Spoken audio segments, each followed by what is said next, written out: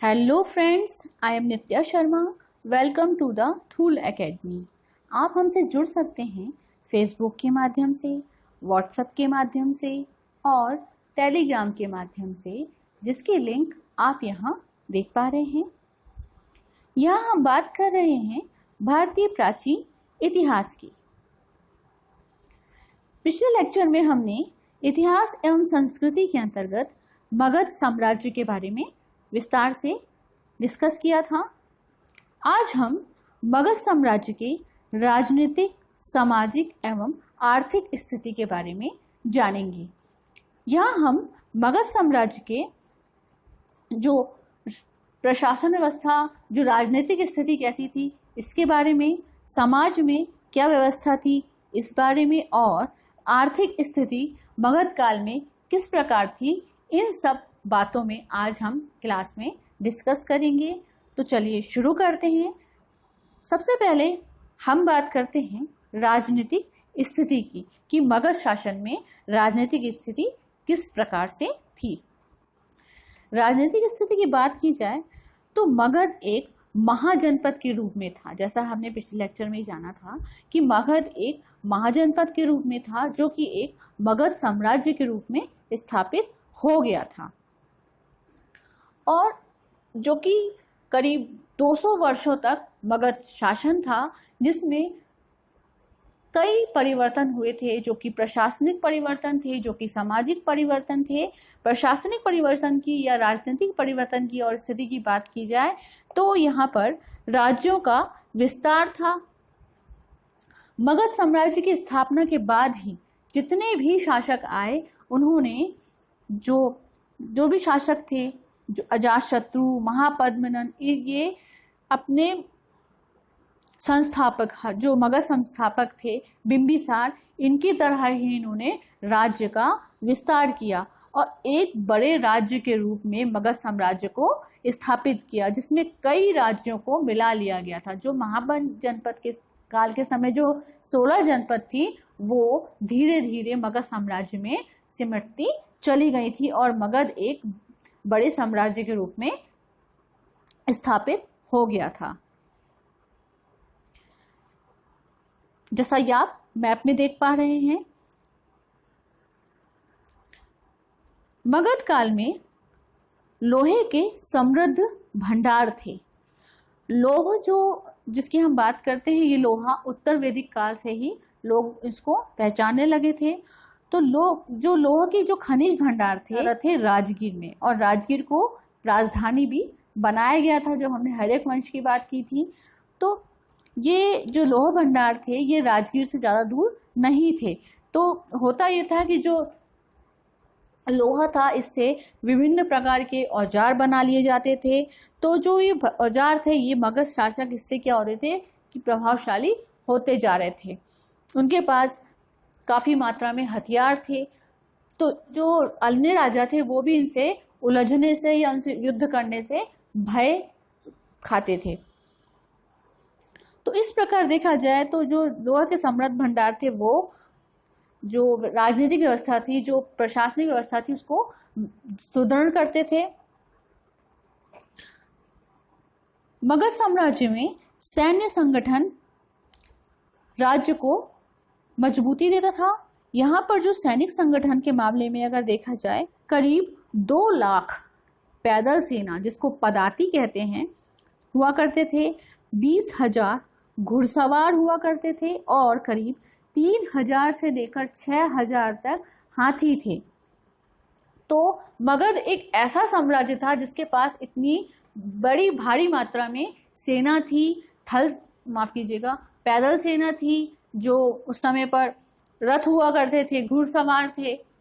तो इस प्रकार से भारी विशाल मात्रा में इनके पास सैन्य सुविधा उपलब्ध थी।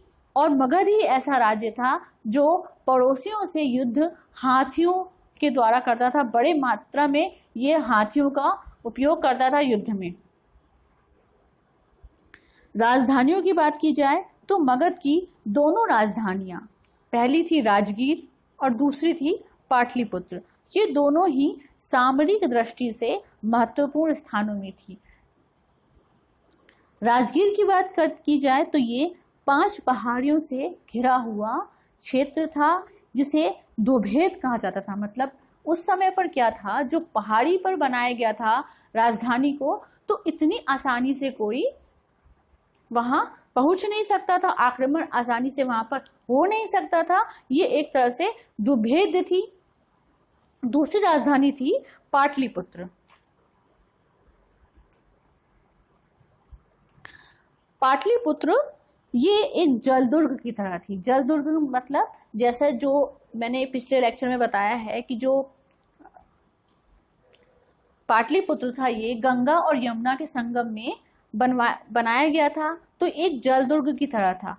तो उस समय जो नदी मार्ग था ये सुरक्षित माना जाता था, क्योंकि जो सेना होती थी वो बाह्य सेना तो आक्रमण नहीं कर सकती थी, लेकिन जो अपनी सेना थी इसको उत्तर और पश्चिम के रास्ते से ये पूर्व की ओर बढ़ती जा रही थी। मतलब जो आक्रमण की बात होती थी, दूसरे देश में आक्रमण करना हो तो वो सेना हम भेज सकते थे, लेकिन जो बाहर से आक्रमण होता था तो वो आसानी से पता चल जाता था, जिससे खुद को सुरक्षित रखा जा सकता था। तो इस लिहाज से दूरदर्शिता को ध्यान में रखते हुए ये 2 राजधानियों को मगध शासकों ने उपयुक्त समझा, और आगे चलकर भी ये मगध में जो पाटलिपुत्र है ये राजधानी के रूप में ही स्थापित रही। तो इस प्रकार अगर देखा जाए तो जो मगध काल है, मगध काल में राजनीतिक व्यवस्था, जो भी मगध काल में शासक रहे उन्होंने दूरदर्शिता का प्रयोग करके सैन्य संगठन को बढ़ा के अपने राज्य का विस्तार किया था। और यही कारण था कि जो महाजनपद में जितने राज्य थे और अन्य राज्य थे वो मगध साम्राज्य में समेटते हुए चले गए और मगध एक बड़ा साम्राज्य बन गया। प्रशासनिक व्यवस्था में भी अगर देखा जाए तो मगध साम्राज्य में जो केंद्रीय प्रशासन व्यवस्था है ये महापद्मनंद द्वारा शुरू की गई थी। आगे चलकर जो धनानंद हुआ, जो कि मगध साम्राज्य का अंतिम शासक था, इसने इस पद्धति का दुरुपयोग किया। ये उतना योग्य शासक नहीं था। यही कारण था कि महापद्मनंद के बाद जो धनानंद था ये मगध साम्राज्य का अंतिम शासक था। और कुछ इस तरह से जो राजनीतिक व्यवस्था थी मगध काल की थी, जो कि राज्य के विस्तार से होते हुए अंतिम शासक पर सिमट के रह गई थी। तो इस प्रकार हमने जाना राजनीतिक व्यवस्था के बारे में। आगे हम जानते हैं मगध काल की आर्थिक स्थिति। मगध काल आर्थिक स्थिति की बात करते हैं तो इस काल में कृषि प्रधान व्यवस्था थी। मगध जो कि मध्य गंगा के मैदान के मध्य में पड़ता था, तो यहाँ पर काफ़ी जंगल साफ हो गए थे, वर्षा अच्छी खासी होती थी, तो जो सिंचाई के बिना भी यहाँ पर पर्याप्त उत्पादन होता था। और देखा जाए तो जो यहाँ पर जो फसल थी मुख्य वो थी चावल। तो आर्थिक व्यवस्था की बात करते हैं तो वो कृषि प्रधान व्यवस्था थी। मगध साम्राज्य ने अपने विस्तार शासन को संचालित करने के लिए कर व्यवस्था बनाई हुई थी। ये कर संग्रह व्यवस्था थी। यहाँ पर जो किसान हुआ करते थे वो अपनी अनाज को राजा को देते थे कर के रूप में। शिल्पी और व्यवसायी मुद्रा का उपयोग करते थे कर को देने के लिए। और जो चुंगी कर है, जो भी वस्तुएं बाहर निर्यात होती थी, जो बिक्री के लिए वस्तुएं जाती थी, उनके लिए भी कर लगता था, जिसको चुंगी कर कहा जाता था। तो इस तरह से जो कर व्यवस्था थी ये प्रशासन को चलाने के लिए, सुदृढ़ बनाने के लिए उपयुक्त की जाती थी। मगध काल में सिक्कों का प्रचलन शुरू हो गया था।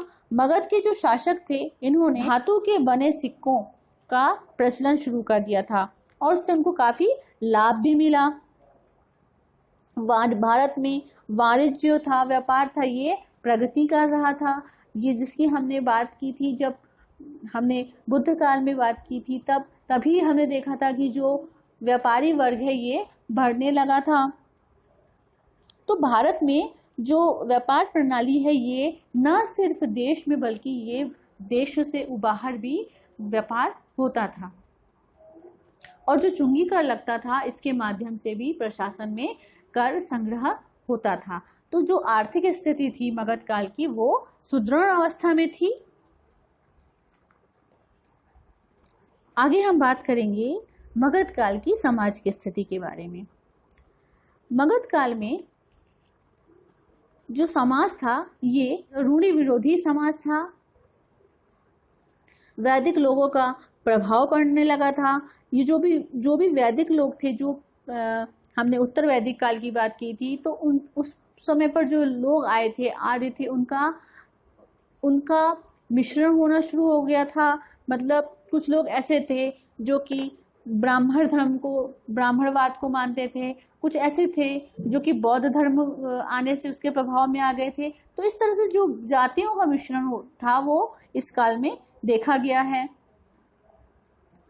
ब्राह्मणवाद की बात करते हैं तो जो कट्टर ब्राह्मण थे वो किरात थे, और जो मगध के लोग थे, मतलब यहाँ पर ब्राह्मणवाद भी देखा गया है, जो कि ब्राह्मणों की कोटि भी होती है यहाँ पर, जैसे किरात है, और जो ब्राह्मण हुआ करते थे वो मगध के लोगों को निम्न कोटि का समझते थे। जो व्यवस्था थी मगध काल में सामाजिक, ये पितृसत्तात्मक व्यवस्था हुआ करती थी। मतलब पिता के बाद पुत्र उत्तराधिकारी होता था। फिर चाहे वो राजा है तो राजा का पुत्र जो है वो उत्तराधिकारी है। अगर राजा का कोई सेवक है तो उसका पुत्र भी बाद में वो सेवक बनेगा। इस तरह से जो व्यवस्था थी वो पितृसत्तात्मक व्यवस्था थी। मगध काल में महिलाओं की स्थिति की बात की जाए तो मगध काल में महिलाओं की स्थिति दयनीय थी। जबकि बुद्ध काल में हमने देखा था कि महिलाओं को संघ में प्रवेश मिल रहा था, उनकी स्थिति मतलब अधिकारिता नहीं थी उनको, लेकिन इस काल में मगध काल था, यहाँ पर उनकी अधिकारिता तो कम थी, लेकिन ये इसमें पूर्ण रूप से कोई सुधार नहीं था। पितृसत्तात्मक व्यवस्था थी। जो महिलाएं थी इनकी स्थिति में कोई सुधार नहीं देखा गया। तो सामाजिक स्थिति की बात की जाए तो मगध काल में कुछ इस तरह से सामाजिक व्यवस्था थी।